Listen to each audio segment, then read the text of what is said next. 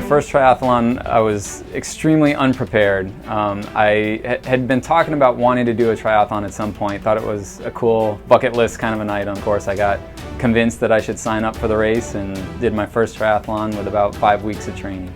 I probably hurt for about 2 weeks afterwards, but I finished with a lot more gas than I thought I would. My name is Seth O'Brien. I'm an athlete, a certified prosthetist, a teacher, and a father of two.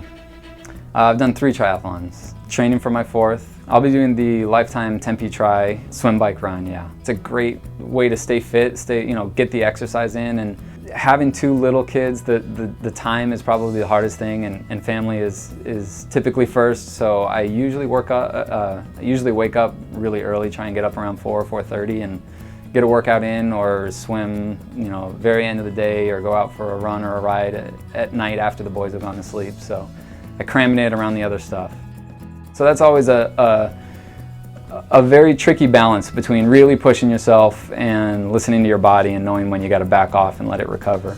It's always easy to complain about running, and running is miserable for anybody with 2 legs, I think. I don't think anybody really enjoys it. Well, usually I get a lot of looks being one of the only people in a race with only 1 leg. It's always funny to see the looks of, coming up behind somebody or catching somebody by surprise, and they hear sort of the tink click, and people will turn and wonder what the heck is going on, and then realize, oh, in a foot race with the guy with 1 foot. Well, when I was 24, I had graduated college a few years before and still had been really active, and I just started to have a lot of pain in my foot, and it would hurt really bad when I would sprint, and then I couldn't jog, and ultimately I ended up on crutches for about a year. They thought I had plantar fasciitis and torn tendons, and meanwhile things were just getting worse and worse, and something just wasn't right. And ultimately I got a phone call and said, well, there's no tear in the tendons, but there's a large tumor wrapped around the plantar fascia. As weird as it sounds, cancer was always a huge fear of mine. Probably one of the things I was most scared of. I had a childhood friend that passed away from melanoma, and surprisingly when I got the diagnosis of cancer totally in a different way than I ever thought possible. My wife was my rock the whole time. My wife got me through it completely. We were dating at the time. While we were dating and he found out he was diagnosed with cancer, he tried to break up with me just because he didn't want to put me, through it with him.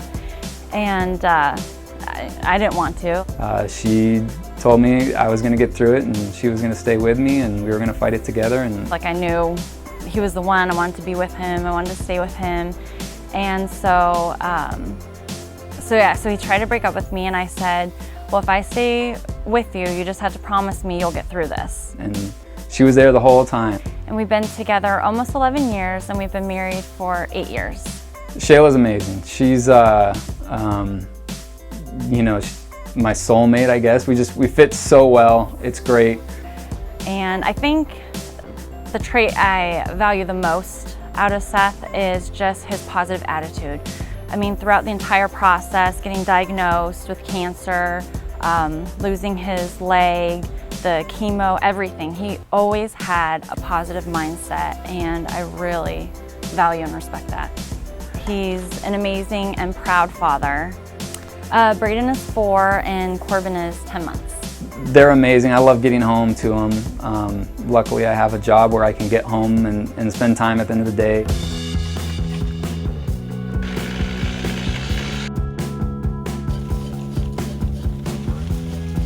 We're in the lab of my office, so I work for Artificial Limb Specialists. We're a prosthetics facility, so we make artificial limbs for people who have lost them or were born with a limb difference of some sort. I get to walk the walk, not only talk the talk, but I lost my leg to cancer, and so prosthetics is personal for me.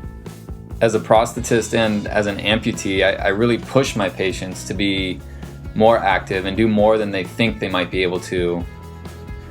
Combined with the leg and all of the challenges and thinking that, I may never have a family, which everything worked out and I have, and may never be able to run again, may never be able to walk again. In the beginning, it's such a full circle that, I've made it to the point now where I can start challenging myself and compete with people who are able-bodied and have 2 legs. And every once in a while I beat a few of them.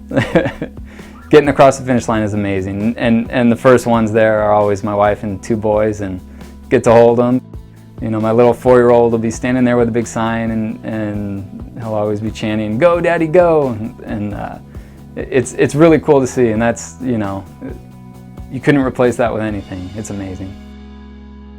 After my battle with cancer, my 2 brothers and I talked about getting the same shamrock done, and my youngest brother Eric did it, and he added a Gaelic saying underneath it that I really want to get done, which is "Signs a la Sol," and it means second chance at life.